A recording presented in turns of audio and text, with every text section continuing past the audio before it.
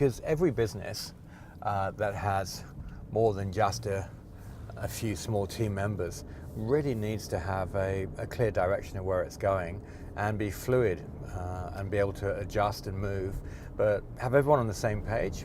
And if you're really clear on that, you get there much faster. And yeah, we built a company from 6 million to 100 million in only 8 years in that.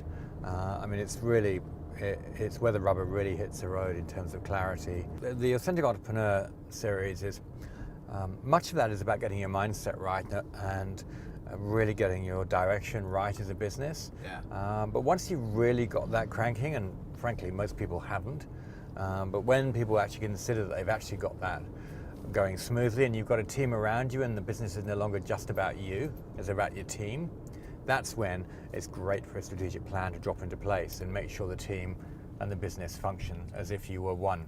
We've had a number of teams come to us when they've got a particular blockage or they're stuck in one particular area.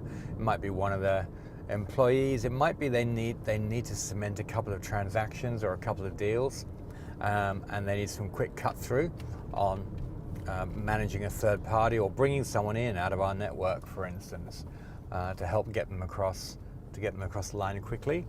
So we do a little bit of consulting work around that, but I mean, I think the most exciting thing is when we actually get involved in really high-level deal making for the whole business, because when companies have done a strategic plan or they're really clear on where they're going, well, that's when they actually want to convert that into value. That's when new possibilities arise around, how could they have a different form of exit, or how can you get an investor in and out without actually disrupting your long-term life plans. So you have one-on-one consultant clients as well?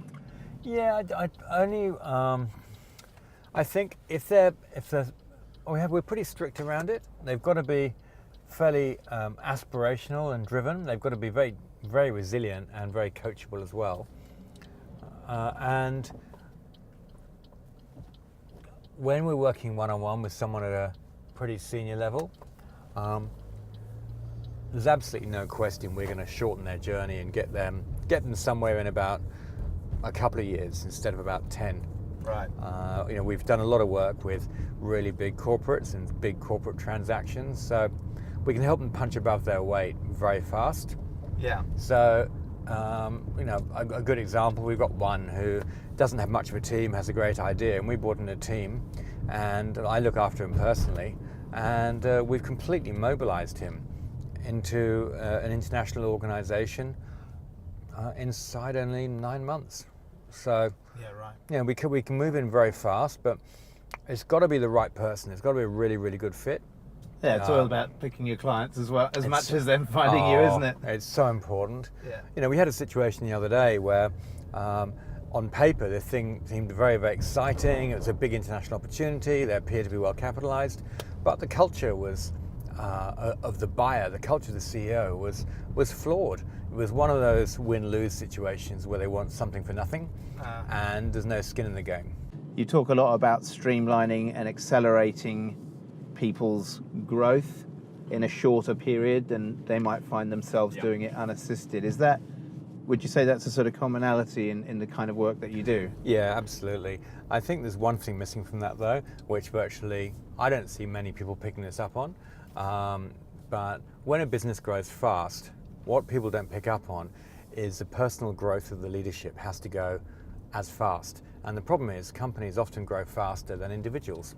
So you have to start out on the personal stuff first and really make sure there's some rigor and some real fortitude and leadership inside the business, and the management understand that they've got to go through a significant evolution if they're going to lead something 3 times as large, or that has more scale, or they've got more of a team.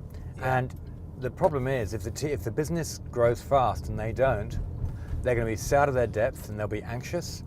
Their decisions will be much more difficult for them to take confidently, and it'll show up in their lack of leadership skills, their lack of connection to the whole business, a lack of business skills will just trip them up. So it's so important to, in addition to a business plan and a strategic plan, to actually put in place a proper leadership plan for the team as well. Particularly from an entrepreneur's point of view and a business leader's point of view, that essentially, like, their company, their thing is essentially a reflection of themselves. Oh, so much. This is why, and it's not a particularly sexy subject, but your personal growth is the most important thing, because everything is a reflection of yourself. Everything you touch comes from your own decision making, and if you're flawed, or you're not as strong as you could be, it shows up in your business. Yeah, right. And so you have to look at yourself constantly. It's not just a quick fix thing. It's every time you stretch yourself into a new challenge, yourself, you're stretched into a new dynamic, a new situation where you personally have got to grow. And so you have to constantly keep your eye on your personal growth, because you are constantly, as any hungry entrepreneur is doing, you're constantly going to be reaching for some new heights for your business, which means you personally are going to get pushed and you will grow slower than your business will. So there's an inherent risk here that really doesn't get spoken about a lot, but it's it's a sweet spot in building something that's sustainable.